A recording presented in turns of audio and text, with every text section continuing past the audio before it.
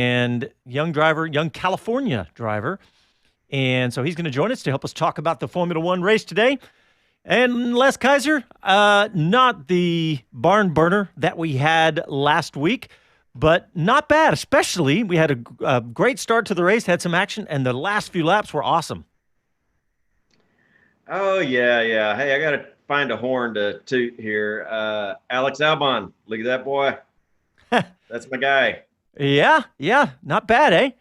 Well, Yeah. those last few laps, dude, because I mean, I know Albon, and let's just run down what happened. Obviously, um, Lewis Hamilton on pole and went, wire to wire and won this race. And so Hamilton won, then Bottas, then Verstappen, then Albon, then Lando Norris. We got a lot to talk about there. Sergio Perez, him as well. Lance Stroll in seventh, Ricardo in eighth, Carlos Sainz ninth, Daniel Kvyat in 10th, Kimi Räikkönen in 11th, Magnussen Grosjean 12 and 13, Giovinazzi 14, Pierre Gasly 15, George Russell, Nicholas Latifi, and then the three retirements in the race, Ocon, Leclerc, and Vettel. Yes, if you missed the race, we started the race with two Ferraris retiring after crashing into each other.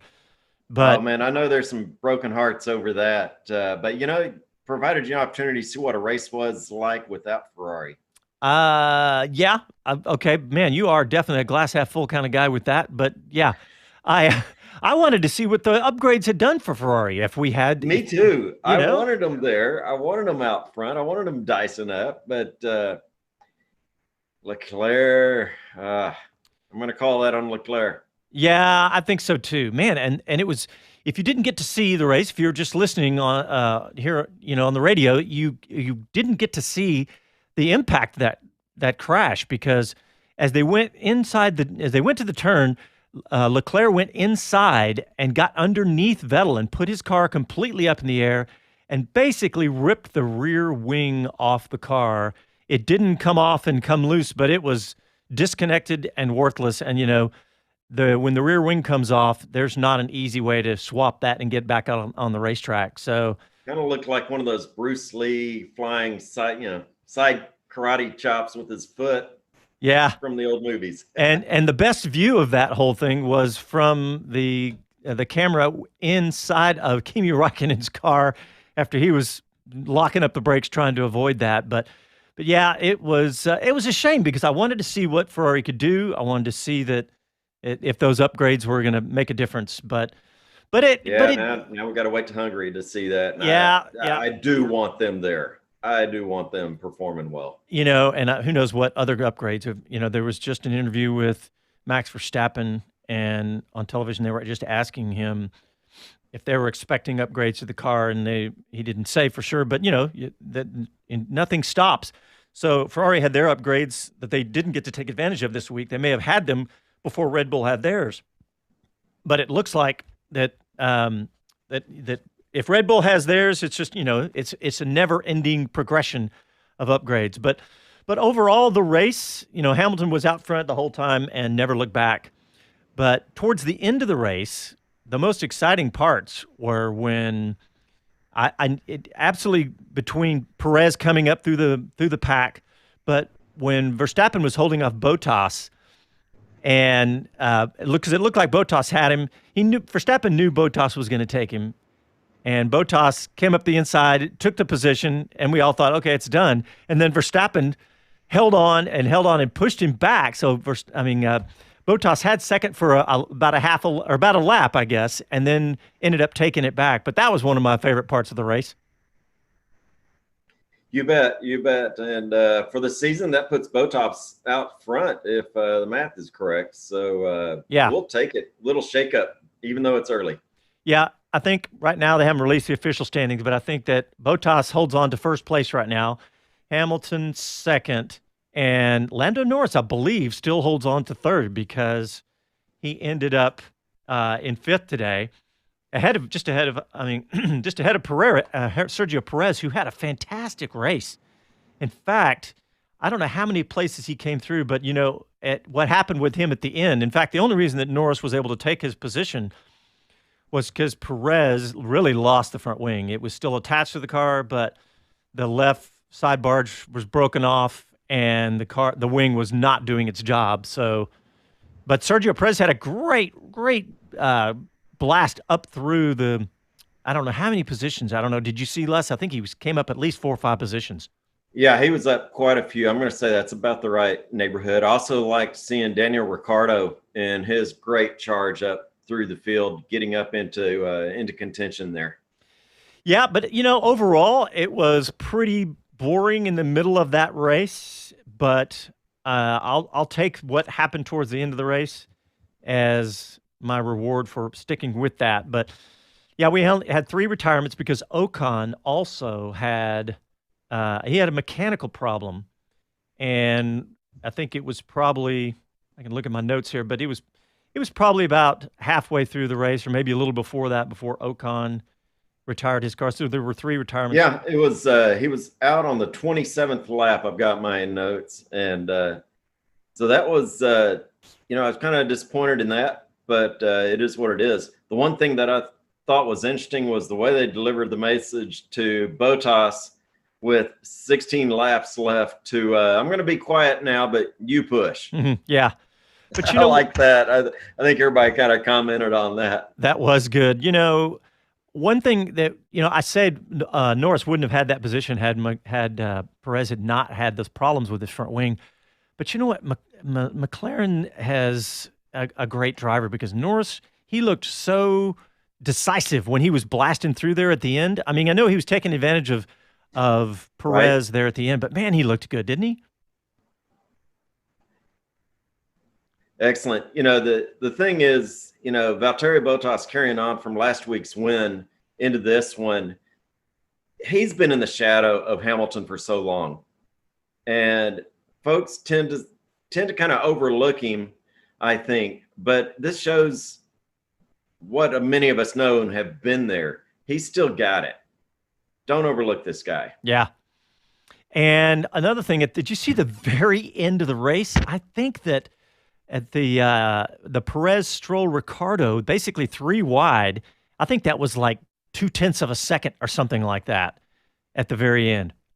Yeah, that was something else. And I've got to say, I haven't seen any messages come out yet. But my view on that, and we didn't get enough replay on it, was that Stroll pushed Ricciardo out. But I think Stroll may be up for a penalty because he followed Stroll out of bounds of the track.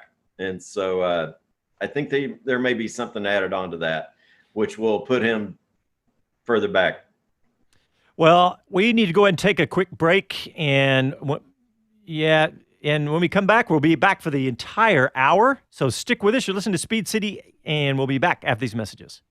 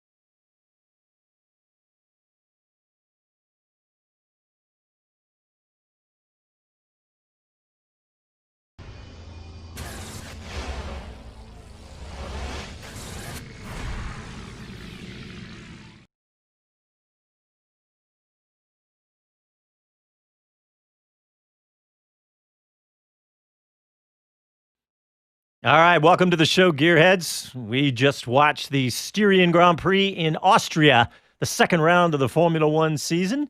And we did not have the super exciting race that we did have in Austria, but there was definitely some good racing, especially towards the end. Beginning of the race, of course, we had a, a collision that we got to talk about. This is John Massengale. I'm sitting in the studio. I have Les Kaiser connecting via Zoom. Les, how's it going, buddy? Hey, man, that was a great race. That was a great race, especially towards the end, obviously.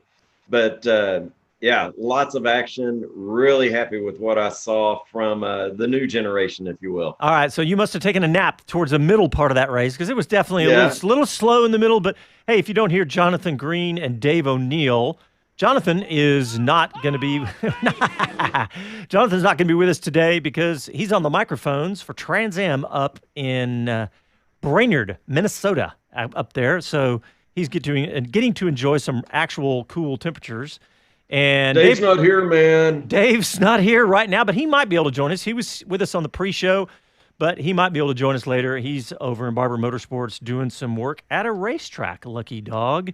So he's going to try to join us. And we do have a guest on the show with us starting right now. We have a young driver. If you've followed Speed City over the years, that's one of our favorite things to do is to get young drivers on the show because we like to watch them come up through the ranks. And our guest today is Aiden Yoder. And Aiden, welcome to Speed City. Yeah, thank you guys for having me on. I'm really excited to be here and talk with you guys through this race. And yeah, I think this will be a good one. Thank you guys for having me on. Well, no problem. We appreciate it. You're a young driver from California. We'll get into all about Aiden here in just a minute, but I want to talk about the race. So at the beginning of the race, we started off kind of where we ended up last week with lots of activity because the two Ferrari cars crashed into each other. And it looks like Leclerc's going to have to take the blame for this one because he cut up the inside on the corner and pretty much lifted Sebastian Vettel into the air and ripped the back wing off of that car. Les, what'd you think of that? Yeah, I'm afraid that one goes to Charles on that. Bad call. Looked like a gap. You want to go for it, but, be a little conservative on lap one, lap two, the early part of the race. You can't win the race in those laps, but you can definitely lose them. Well, I want to get Aiden's take on this, but I want to give out the phone number first, 512-643-LIVE, 512-643-5483 if you want to call and tell us what you thought of that or any part of the race. Give us a call. But Aiden Yoder, tell us what you think of what happened between the two Ferrari cars. Yeah, I think kind of what we've been saying so far, it definitely seemed like that one was on Leclerc.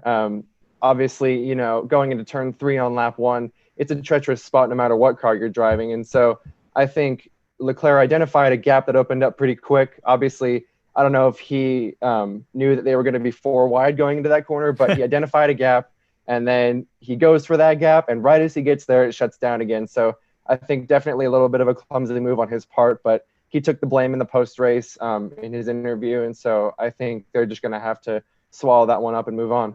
I always love to hear a driver's take on that because I think you're right. I think the ultimate blame's got to go with Leclerc, but there was a spot there where he thought, okay, maybe there's going to be a gap for me to go for this. But I'm glad that he did take the blame. And, he's always been kind of good at that, almost too much. I think I've seen him take the heat where he really didn't have to, and it was more like a racing incident. But Aiden, what do you think about this young driver, Charles Leclerc?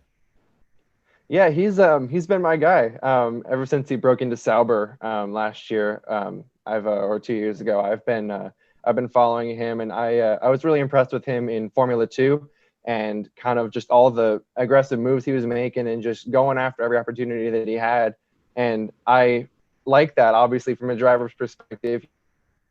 I'm the kind of guy that, if you see a gap, go for it. And that's totally right up his alley. And so when he made the jump into F1, I was super excited, trying to just follow his career. And I was like, all right, this is it. Did I expect him to be in a Ferrari last year? No, I don't think anybody did. I think the opportunity presented itself well for him, and he took the seat and he proved that he was ready, and obviously wins a couple races last year. And so I think he's deserving of the seat. And based on how Ferrari's cars this year. I'm not entirely sure where they'll shake up in a few races time, but I think he's got a good shot at proving what he's got. Yeah, if the Ferrari can get everything figured out. And one thing about this crash at the beginning of the race is it didn't give us a chance to see what the Ferrari cars had in them after the upgrades, because they talked about these upgrades. And remember, before the race, early in the weekend, Sebastian Vettel was, they didn't show much during qualifying and practice, but we had all that rain and everything. But Sebastian Vettel was saying that the car was stable, that it was much better than the week before. So I was really looking forward to seeing what would happen with the Ferrari, but I guess we will have to wait another week. But guys, let's talk about the rest of the race. I tweeted out earlier from Speed City's account. I said, driver of the day, ? And that was talking about Checo Perez. Les, let's start with you. What do you think about that choice for driver of the day, or who you would choose? And what do you think about the way Checo came up through the grid there towards the latter part of the race? Checo showed why people give him money to drive. He brings money to the team. He's always there. He's not a personality that gets a lot of attention. But if you just look at the quality of it, he is solid. And there's a reason, like I said, that he brings a cash roll with him when he comes to a team. He's good. And that's what you want when you're putting your name on a driver's Well, what car. about when he hit Albon and broke his front wing? That was, right there at the end of I think it was second to the last lap or right before that. Right. But what do you think? Was that his fault? I think it probably was. And I think Checo, like Aiden, is you go for that gap, you try to push, you maybe even elbow your competitor a little bit in it, and it just didn't work that time. Yeah, it was kind of a shame for him to have such a great race, but have Norris pass him. But at least it was at least he ended up towards the top there. But Aiden, what do you think about Checo's race today? I think the Racing Points are both on fire today. I was watching them right from the start, and they were just like they had a rocket ship, and I was really impressed with how they were able to make their moves inside or outside, anywhere they could get it done. And so I knew it was only going to be a matter of time. I didn't anticipate Albon dropping off quite at that pace at the end of the race, but obviously Perez put himself in a position to capitalize on that. And so I think, just kind of like you said, Les, he's definitely he does fly a little bit under the radar sometimes, but he's definitely proven himself as a guy who should be bringing that kind of sponsorship money into the sport.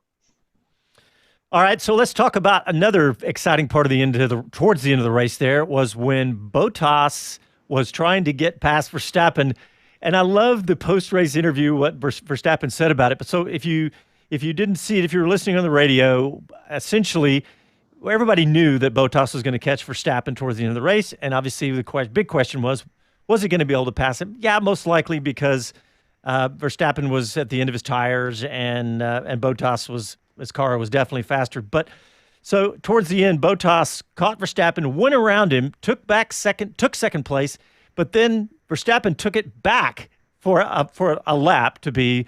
But man, that was some great racing, and I love the fact that Verstappen just said, "I knew he was going to take the position." This was post-race interview. He said, "I knew he was going to take the position, but I was just having some fun, and I really enjoyed it." What do you guys think of that one? Start with you, Les. I love that Max never gives up. I'm kind of surprised he admitted that, but in the way he delivered that message. But Max never gives up. Elbows wide. If he was on a motorcycle, he gets out there and he takes his path and he owns it. And even when he just got passed, which I love those return passes when they go back and forth like that. To me, that's what I expect of Max. I always go back to the turns around the tower here at the Circuit of the Americas when Max makes his own path. Yeah, that's Max. He'll get there. Yeah, that's true. That's true. Aiden, what do you think about that particular part of the race? I think that's just classic Max Verstappen. He's always there to deliver a show, and he definitely delivered today. When I saw him go for the move on the outside, I knew, okay, he's going to try to make this thing stick, and just send it in deep and hope it sticks. And he got it done for that lap. And then as I watched, the next lap, going into the same corner, it seemed like Bottas learned a little bit about where Verstappen was going to go, and I could see Bottas change up his line a little bit to kind of just block Verstappen's path, and that kind of shut him down a little bit. So I think Verstappen obviously crafty with what he had, and definitely delivered a show at that closing stage. That does seem, it was kind of classic Bottas, though. Real level-headed, going, all right, I'm going to give you the position back, because knowing that at every single lap, every single, section of track that he went down, that he was going to have a little more advantage, and just being level-headed and going, I'm going to take this, I'm going to take it, without crashing the car, and being able to bring home that 1-2 for Mercedes. But let's see what else going down the grid here. I mean, you had, I think, really, if I had to choose right now, I tweeted out driver of the day, Checo Perez, but would it be Lando Norris now? I mean, Perez had such a great run through the grid, but man, Lando took such great advantage at the end. And like I mentioned earlier, he was so decisive. What do you guys think, Les? What do you think? Yeah, even though my buddy Albon was right there, I got to hand it to Lando. He carried through. He delivered. It's not a surprise to me, but I think he earned it. All right. Well, you know what? We have a call on the line. I think it's George. George from Virginia. Hey, George. Welcome to Speed City. Hey, good morning, guys. How are you? Good to hear your voice, man.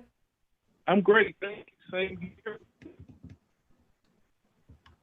I shouldn't have said that, because right when I said, good to hear your voice, his cell phone dropped out. I'm sorry. Is this better? There you go. There you go, George. Sorry. Great. From something I thought would be just a mundane pedestrian race, the ending was probably the most exciting I've seen in a while. I'm glad they kind of focused on the mid-pack. And we saw some great racing. And I saw something today that I didn't think I would say, but I'm going to say this. Lando Norris may be something special, man. You know what? I'm always a little – I'm worried that all the British commentators on television everywhere are so excited because he's a Brit. But I think you may be right, man. This guy is really something special, isn't he? I mean, he's definitely showing us that he's not just good. He's really, really good at least. And I'm glad you said that, George. That's a good take, man. One thing I think we all hate to see, and we're seeing this, as anyone who's been in sport a long time, you really hate to see your heroes go out a certain way. Everybody can't go out like Elway. But man, Vettel, this is hard to watch. And I don't know if this is just nerves or, I don't want to say sabotage. That's way too strong a word to use. But, I mean, literally, like, we watching one of the greats. I mean, if you want to rank 4 world titles is something that very few drivers will ever attain. And this man is literally just falling apart before our eyes. I mean, we just can't, maybe today was Leclerc. That was on Leclerc. I will grant that. But this is painful to watch. And what's even more painful is we don't know where he's going to be next year. He may be in a commentating booth, which is sad. But to get back on the future, I think the future, what we saw was, I still think that some of these team orders, and it's just, I don't know if it's rust or it's just there was not enough factory time.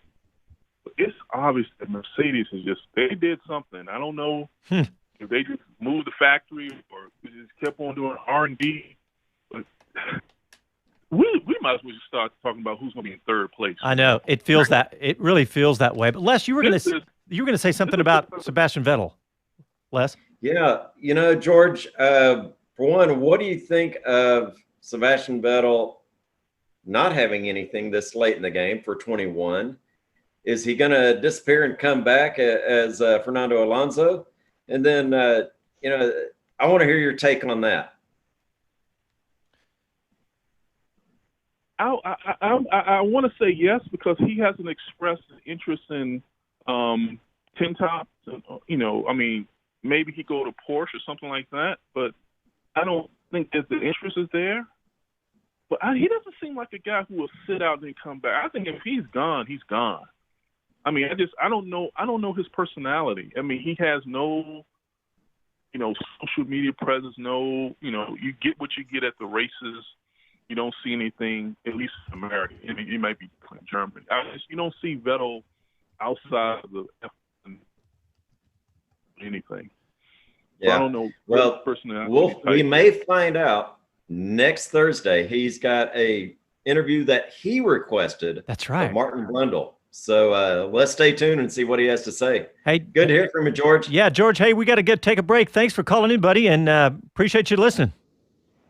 Let's take care. All right. Well, let's go ahead and take a break, and we'll continue our breakdown of the Styrian Austrian Grand Prix in Formula One. You listen to Speed City live from Austin, Texas. Back after these messages.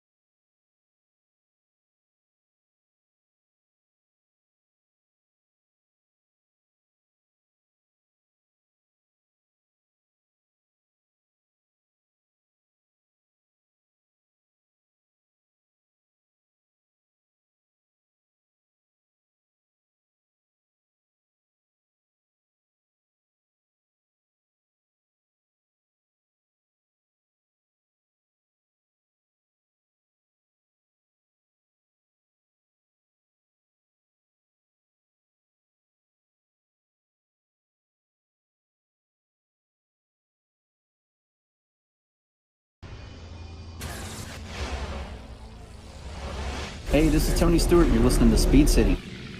You're listening to Speed City F1 on Sirius XM. Tony Stewart bringing us back. That was when we interviewed him out at Circuit of the Americas during Formula One when Tony Stewart came to the race. That was awesome. Oh, I love his quote. Prius, stupid cars for stupid people. Yes, I think that was Tony Stewart's quote. Well, hey, this is John Massengill. That was Les Kaiser. We also have a guest young driver on the show, Aiden Yoder. And Aiden, fantastic. Great job so far. Appreciate you coming on today. But I want to talk, when we were going to break, we were, going up and down the grid a little bit. But as a young driver and as a driver, let's just say that, what was your favorite parts of the race today? I mean, because it was a little boring in the middle, but it got interesting towards the end. Right. Yeah. I think the turn 3 incident obviously kind of threw things open for a lot of people, going 4 wide into that corner, it opened up a lot of opportunities. And then when they were going down the back straight, as a driver, you're looking for all the little holes and stuff that you can find and slipping through different guys. And I love close racing. So I think that's good. The opening laps are always exciting. And then going through the middle part of the race, I can understand when some guys tone the engines down or, they take a little breather and they don't use up their equipment quite as well. And so that part, I won't say dull, but obviously, understandable as to why they're doing what they're doing. And then it gets ramped up at the end. And so when the team gets on the radio and they're like, hey, 10, 15, 5 laps to go, that's when your heart starts racing again. And you're like, okay, can I crank the thing up? How hard should I push? And so when we got right to the end of that, the Bottas Verstappen battle, and then the battle in the midfield with the Racing Points and the McLarens, that was really, really exciting. And I could see all the guys were just waiting for the opportunity to arise. And when it came, they took it right away. Norris making that move in the final corner, that's exactly what we love to see. And it's exactly what we like to capitalize on. And so I think the closing laps were probably my favorite part. Yeah, it was pretty hard to argue with that. Well, Aiden, I want to give everybody a little bit of your story to know why you're an expert to talk about this, because you have been a driver since, the age of 11? Tell everybody a little bit about your history.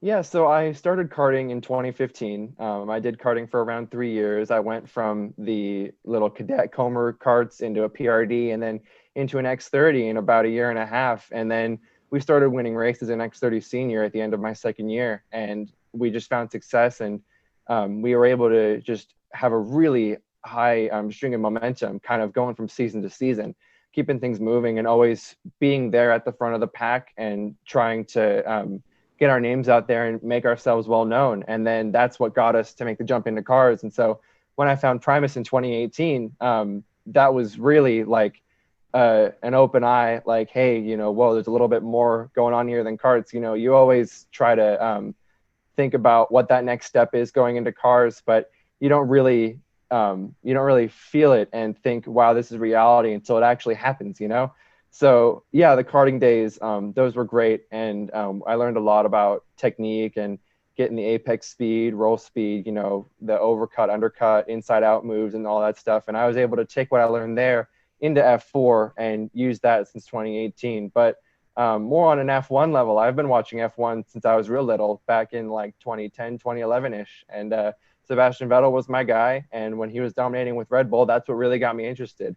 I loved the colors of the car, and I loved how he was always at the front fighting with all these guys, when he was making his charges in Abu Dhabi from the back to the front, those kinds of things are like, whoa, as a little kid, you think, wow, he's passing all these guys. He's so exciting, and the racing bug just kind of stuck with me. I've tried to do little karting events with my friends indoors at birthday parties and stuff. And it's just taking that all the way here into where I am now in F4. It's been a whirlwind for sure. Well, I want to ask you about Vettel. So since you've been a fan of his from day one, I've been saying this, I don't know, since last year. And I said it a little bit earlier, but it just feels like a mental thing with Vettel. But since you've been a fan and you're a race driver, you've been in the heat of battle. What do you think is going on with Vettel right now? And today is not a great example, but leading up to today. I think he's just at a different point in his career now.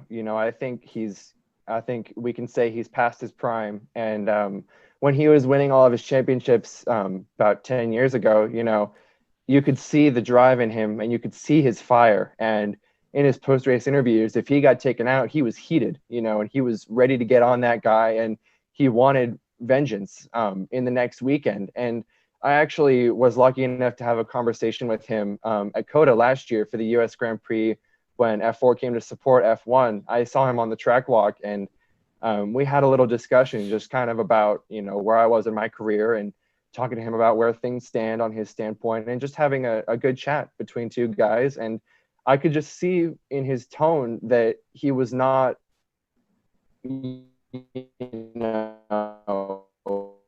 like, obviously we see now, it just seemed like Vettel's taking a step back, and I could tell that he wasn't really as aggressive in his tone, and he wasn't fighting as hard. Obviously at that point in the year, the championship was out of his reach, but still, I could just see in his body language and his tone that he wasn't fully in it as much as he was. And so I think once you slip into that mindset, it's really hard to get yourself back out. And when you have a season like this and you open with a couple races where the Ferraris are finishing at the back, it doesn't help your confidence at all. And so I think it's going to take a bit for him to fix his mindset and get back into the swing of things. Well, it's going to be interesting to watch not only how he does this year and if he does get his mind in the right place, but where he ends up next year. So it's going to be a fun story. But hey, I did see that Formula One has announced that in their voting, they do their online voting for driver of the day, Checo Perez. So because he started P17, ended P6, pretty hard to argue with that. As much as I loved watching Lando Norris at the end there, I would say that that is probably well deserved. He made one mistake, I think, is when he tried to dive in there and on Albon, and I think it was Albon when he broke the wing. But Checo Perez, driver of the day. Also, another little bit of news. It looks like right after the race, the Stroll, Lance Stroll, when he lunged in on Ricciardo, it was under investigation, but they said that is a racing incident and no further action needed. So those two little bits of news. But, well, Les Kaiser, I want to ask you, we saw some good racing in the midfield. What about the Haas cars? We're going to ask Dave O'Neill if he makes it on. Obviously, former team manager for the Haas F1 team, is part of the show this year. But, it's really tough to watch right now with the Haas team. What do you think? Yeah, I got to start off with a big, deep sigh. It's just frustrating. The componentry is there. Something's going on. I don't know why they can't get a handle on brakes. I don't know why we have these lackluster performances out there. There's so much going on. I'd like to think that Gene Haas, in his race savvy career, knew what he was getting into in Formula One. But I have to be honest, even with the cream of the crop that he's picked to put in behind the car, I got a question. Is this the right thing? Do we have the right people there? Because even when the drivers make no mistakes of their own, the cars don't perform. I don't know. I just don't know. So today they finished 12th and 13th. Excuse me. So we had Raikkonen in 11th and the other Alpha car, Giovinazzi, on the other side of them. So, this year it's kind of playing out. It's sad, but you see where the Williams cars ended up in 16th, 17th, ahead of only the cars that retired. So Gasly in 15th and then Giovinazzi. So, it could be worse. Okay, remember, we've got that unusual situation of Ferrari wasn't in this race. Yeah. I don't think there's anybody that would argue that Ferrari would have ended behind them most race days. And so throw in another 2 spots ahead of them. Well, yeah, I'm just really looking at who finished behind them, because obviously Ferrari would have finished ahead of, I say that, obviously they would have, but this year, who knows? But from a speed standpoint, absolutely. So I don't know, Les, we'll get Dave's opinion. On the pre-show, Dave talked about how they were having trouble with cooling all of the car, right? And so he was thinking that was trickling down to the braking issues, whether it was whatever part of the brake system that is not cooling properly. Because as we know, if brakes aren't cooling properly, then you're never going to get them under control. And you only have so much braking from the energy recovery system, so your brakes are still your primary way of slowing down an F1 car. And if you don't get that right, you're never going to get the car stable. And it's just sad to see it. But so let's also talk. We just about a minute here, Les. What about you saw Lando Norris? Carlos Sainz going to Ferrari this year. Lando, is he saying, "Hey guys, you should have picked me instead"? He probably thinks that. I don't think Lando's personality is the one that will say it. I think he's more the type that's going to show him on the track. Well, we shall see the rest of the year. But so Lando finished fifth, of course, and then Carlos Sainz finished 9th. I was just looking through the stats, and Lando Norris was on the medium tire towards the end there, and Carlos was on the soft. So not apples to apples, but yeah, I have to say that I enjoyed what Lando did. And Carlos Sainz obviously has looked good. And you know what? See who's in the points? Daniel Kvyat with in 10th place with a point for this week. So that's a good for him. We got to spend time with him last year, and so I am glad to see him do that. All right, guys, we need to take another break, and We're going to continue the discussion. We got a little more. We got some Circuit of the Americas news we're going to talk a little bit about, some other things we'll discuss besides the Formula One race. So stick with us through the break. Listen to Speed City. Back after these messages.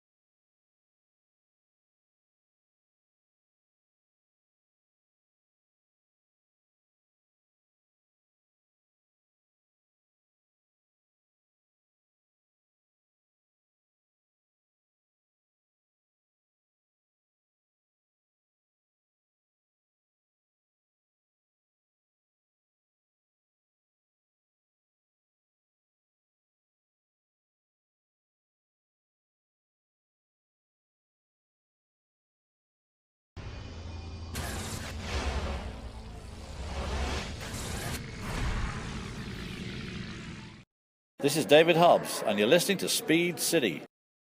You're listening to Speed City F1 on Sirius XM. All right, welcome back to the show. Glad you're enjoying some American voices in Formula One coverage. Not too many of those out there these days. It's John Massengill. That's Les Kaiser on the other end, and our guest, our young driver guest, Aiden Yoder. And guys, we really haven't talked about one of the biggest stories in Formula One this week, and that is Fernando Alonso going back to Renault and for next year, obviously.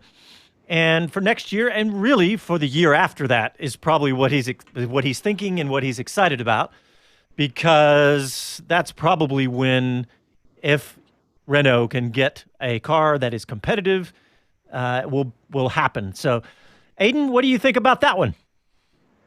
I think it's great to always, see a guy like Fernando return to the sport. He left McLaren on a note that was kind of unsure, hey, I might come back, I might not, and so I think it's great to see him back. From a young driver's perspective, I'm always looking to see which F2 guy is going to get the shot, who from the Renault Academy is going to get promoted into the seat. And so obviously if Renault decided to go with Fernando this season, it's kind of hard not to if you've got him available, and so if he's there, you got to take him, so it just means that the Renault Academy guys are going to have to wait another year or two. But I think it's great to see a guy like Fernando back. That's what I was assuming you would go to, at least a little bit, to talk about the young drivers, because, look, I am a little torn. I'm excited to have the name back in the sport. And as we saw when he did so well in the Indy 500 last year, he still got it. Look, he's been in WEC, and he did some rally driving. He did fantastic there. So he's obviously still has some skills, and who knows, maybe his skills have hardly waned at all. But it's going to be interesting to see what happens with all of that and how those dominoes fall in all the different directions. But yeah, that was obviously one of the biggest stories in Formula One this week. But I want to touch on something here that I got a chance. We talked about this in the pre-show, but I spoke with Circuit of the Americas this week, and they had been really quiet, and obviously for good reason with the pandemic. That there's no live events, and that's what Circuit Americas does for a living, is produce live events. And all these circuits all over the world are struggling with this. And I don't know the economics of what happens when these circuits are able to host races with no fans. Obviously, that's a giant hit to the revenue streams. But when I spoke with Circuit of the Americas this week, I think it was Thursday. It was Thursday because Friday morning is when they officially announced that they were not going to have a MotoGP race. And when I asked about F1, it was just, there was no real answer because they don't know. I think it's, at this point, it seems a bit of a long shot, but it's possible, I suppose, if we could have a non-spectator race. But bringing people in from all over the world into Austin, I mean, right now would be really crazy with the level of new cases and everything that we're getting with the virus right now. But Les, what do you think? You think we got a shot at having a race at all? You know me, I'd love to have the F1 crowd back in town. Obviously, we'd have to maintain all the precautions we're already seeing, which are outstanding efforts, and they're policing it so well. Here's what I see.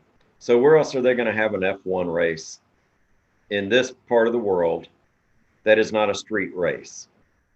The only situation that might come through, maybe the captain will get us in on the Indy Motor Speedway for a race. He said he was open when he bought the venue and got that going.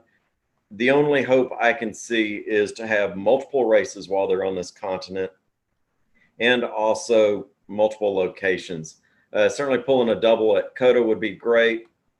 Doing a single race at Indy Motor Speedway, using something like the Indy Grand Prix route is probably as good as we're going to get out of the Indy Motor Speedway on short notice. Aiden, what do you think? I think having F1 in America is a great thing. Obviously, I love COTA, and I love going there to support the F1 race. It's always a great opportunity for us young drivers to make a name for ourselves and present ourselves to that wider audience and get some worldwide reach. If it's in Indy, there's a chance that could happen, but I don't know really what the status is with that right now.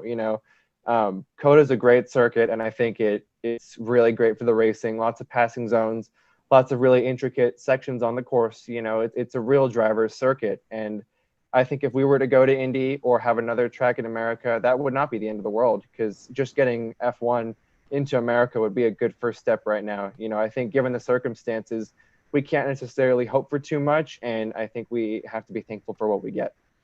Yeah, and I'm glad you brought up the fact that having F1 in America is great, and because if I'm Liberty Media, the new American-owned company that is got this new recent purchase of Formula One, that they want to make sure they have a home for it. And yeah, a one-off situation, and during a pandemic, all bets are off, right? But anytime you can keep that continuity going, and just making sure that your permanent home, which is Circuit of the Americas here in Austin, is got every possible chance, is a good thing. And I'm just going to read a little bit of a story on the Austin newspaper, statesman.com, and they had just a couple quotes from Bobby Epstein. It says, the Formula One race is scheduled for October 22nd through the 25th, is in serious jeopardy.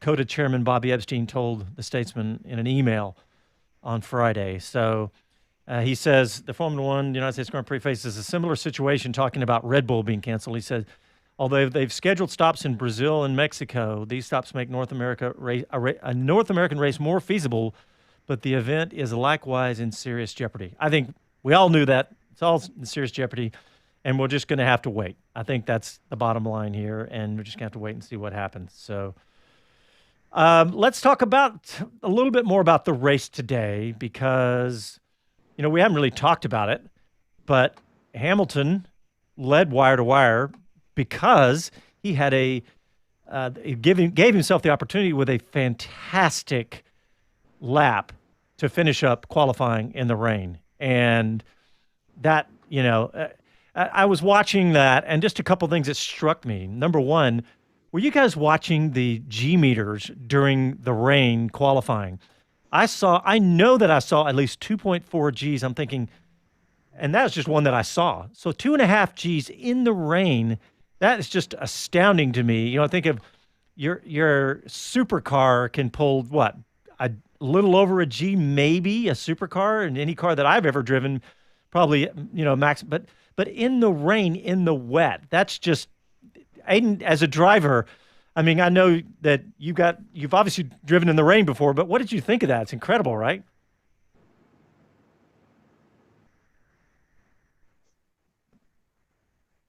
Yeah, I see these G meters all the time, and these F1 guys can pull crazy Gs into the braking zones and all these high-speed corners and stuff, and it's mind-boggling. When you're in the wet, all bets are off, and it's really just who can manage their stuff the best, who can find the grip first, and whoever gets there first is usually the one that wins it. And so in the rain, you expect the energy to be thrown in a little bit of a different area because the car is moving around. It's moving around underneath you in a much different way than it would in the dry. And so when you're in the wet, the only thing in your mind is find the grip, get there fast. You'll see us in Formula 4 going out there. We'll be on a different line every single lap, every single corner, trying to just see where it is and where it isn't. And usually whoever gets there first is the one that wins. And so to see these G meters on the F1 cars, in F4, we pull like a maximum of 2 Gs, max in the dry. And so for them to be experiencing that in the wet, I think that's pretty impressive. Well, and I was leading up to with Hamilton's lap in qualifying, put him at the on pole, and he led the entire race. And I was just looking at his lap times, and so obviously Hamilton had a great race. He won the race. He started, went pole to pole, but also this puts Hamilton. I think this now is his 85th win. I have it in my notes here somewhere, but I think this is his 85th, which now puts him just 6 behind Schumacher's all-time record of 91. At the beginning of the year, there are lots of records that potentially could fall this year, and that's one that could happen. And I mean, obviously, if we only get 10 races, that may not happen, but it could still. But Hamilton, we have to remember what we're in the middle of watching when we watch Lewis Hamilton right now, because it's very likely that he's going to race again next year.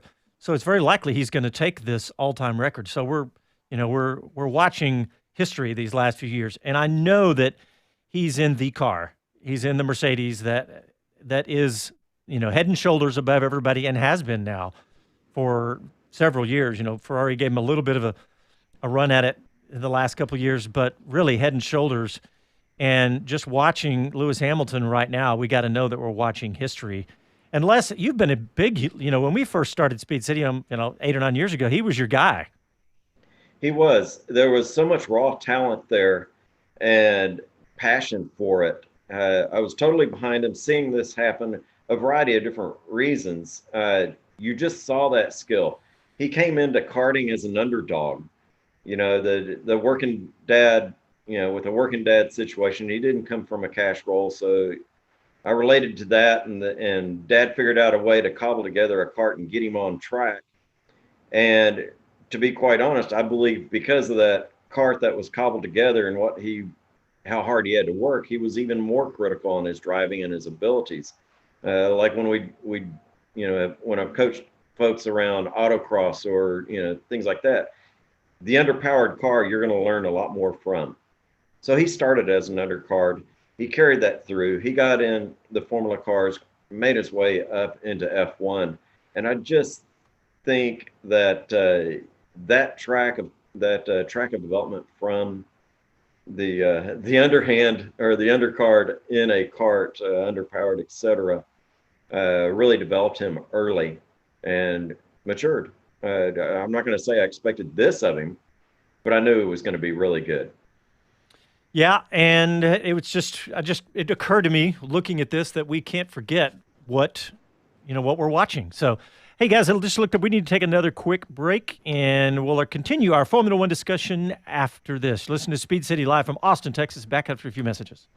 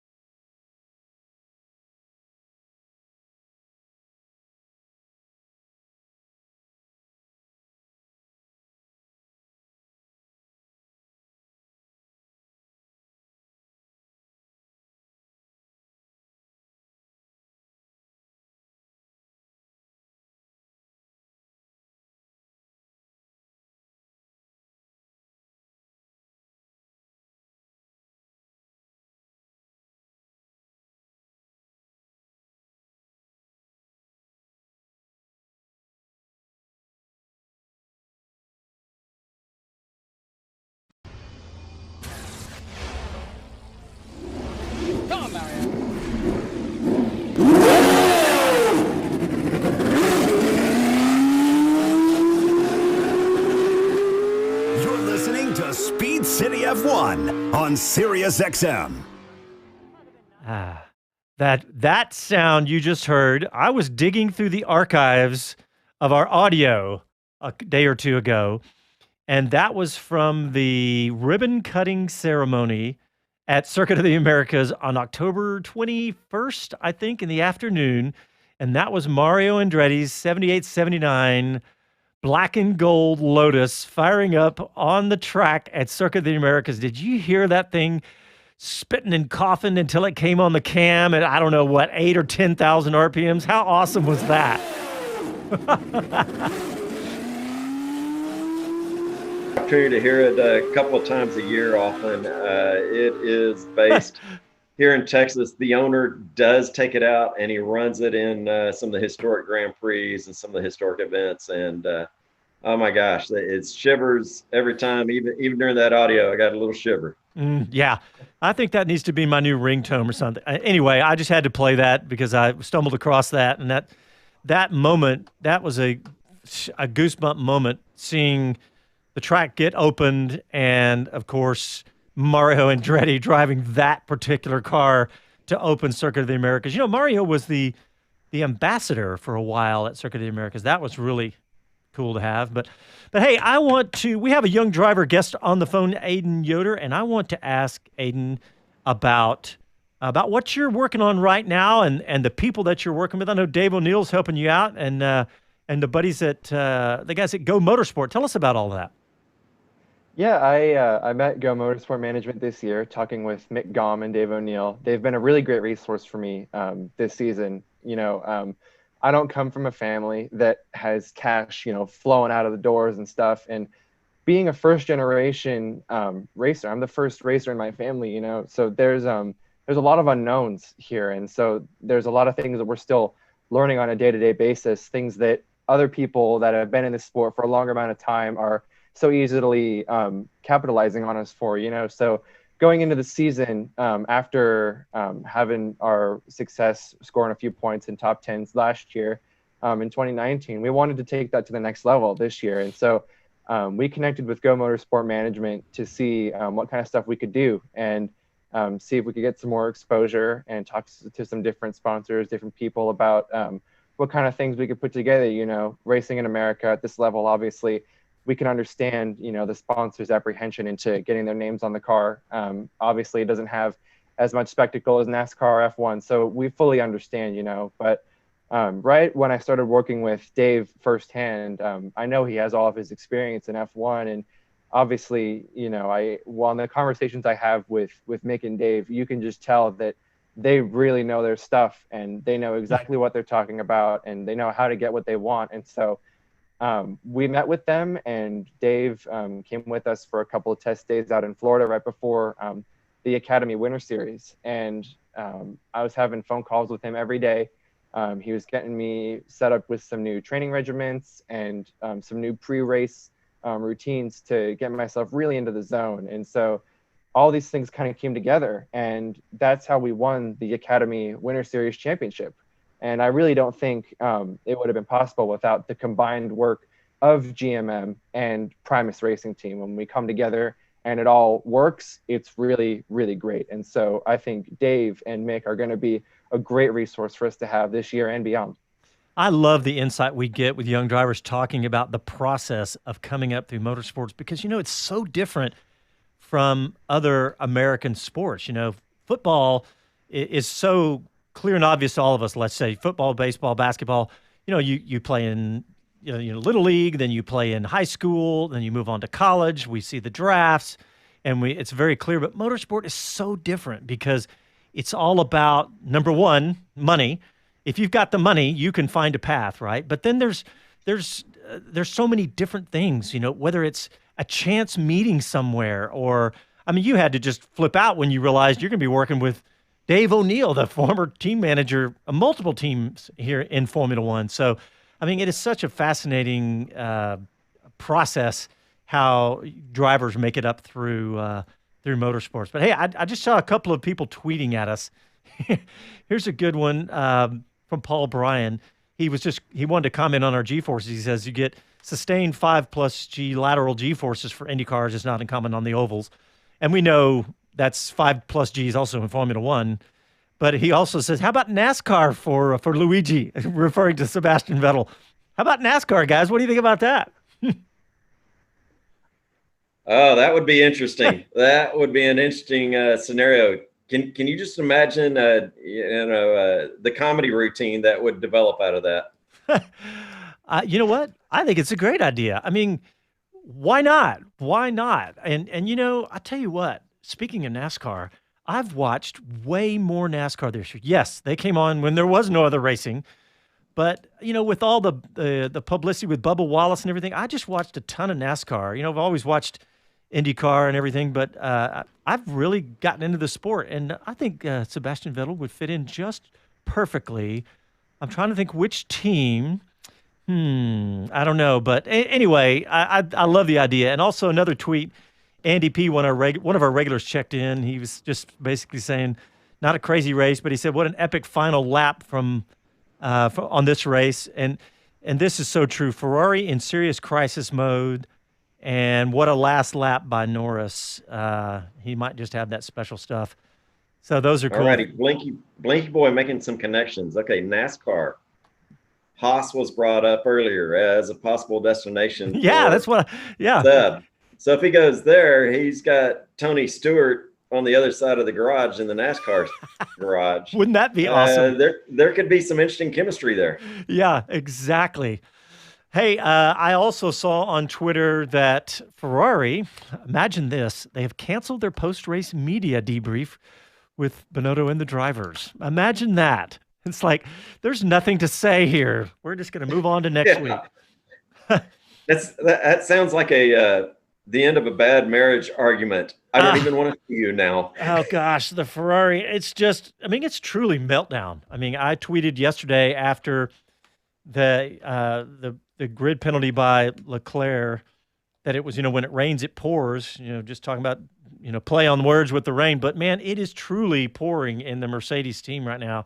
And I mean, this is just going to get ugly unless this gets straightened out, which I'm sure they're going to start scoring some more points. I mean, I know we're saying all this, and Leclerc was second last week. Let's not forget that. But obviously, with 9 retirements and the craziness that was, that there was a lot more mitigating circumstances to that. But Les, speaking of Ferrari, you had dropped a story in our show doc about Binotto and talking about the drivers. Yeah, well, Binotto had basically said the writing's on the wall. We've got problems not only amongst the team and, getting the car on the track, but the drivers have induced their own issues on track. And that, to be honest, he really seems under the thumb and under the gun to get things sorted out. It doesn't surprise me. He put that, there were some quotes from last week basically saying, we've got to get this under control. We've got problems. We can't seem to get a hold of them. Him not wanting to look at your face after the race is not a good sign. I don't know what's going to come of that. Are we back to Arrivederci again? Arrivederci, arriva bene. Yeah, you know what, Les? Ferrari does not tolerate not winning. And you're not going to get away with that very long. So I thought I would just check and just see what the Scuderia Ferrari Twitter account had to say. After the crash, it says, the only thing it says is the 2 cars collided. Seb is in the garage, and that is it. And there was one other tweet after that. But yeah. I mean, they're in full, free fall it's the way it feels right now. So. Hey, one other story that I saw you put in your list. I know it's not Formula One, but it is America, and it's a little bit of direct relation here to Austin. But what about you put in here about Tesla? Let's talk about trucks. Yeah. That's right. The Tesla truck factory is moving forward. They've actually looks like they're going to get a grant or forgiveness of taxes. And to some degree. The good thing about this is going to go to a school district that is not a very wealthy school district, is going to benefit heavily. And so that's still in the works, still looking very strong for Tesla to open the Cybertruck factory here in Texas, where it ought to be. Yeah, and if they do, it's really very close to Circuit of the Americas. That's funny. But one thing that I really, really like about the way Formula One's coverage on television is this year are the new team radio graphics. I love it because as much as I watch racing and hang out with Brits like Jonathan Green and Dave O'Neill, I still have a hard time understanding because, I mean, you got all the different accents, but you got all the noise from the cars and everything. And they put up what they're doing, of course, is not only you get the little radio graphic, but they're showing what the driver's saying, what the team is saying on both. And I think that it is a great idea, and I just wouldn't want to have the job of the person trying to do that and then get it up quickly. But I thought that was a great addition. Well, guys, we are out of time. I want to thank our young driver guest, Aiden Yoder. Aiden, thanks for coming on the show, man. We really appreciate it. Thank you so much for having me on. I'm really grateful for this opportunity. I had a lot of fun here. Thank you guys so much. Well, we look forward to following your career and watching you rise in the ladder. And we want to thank everybody for tuning in. And make sure you check us out on our website, speedcitybroadcast.com. You can find lots of new content. We put up stuff all week long. And we also going to keep up our schedule. But other than that, we will talk to you guys next Sunday. Ciao, y'all.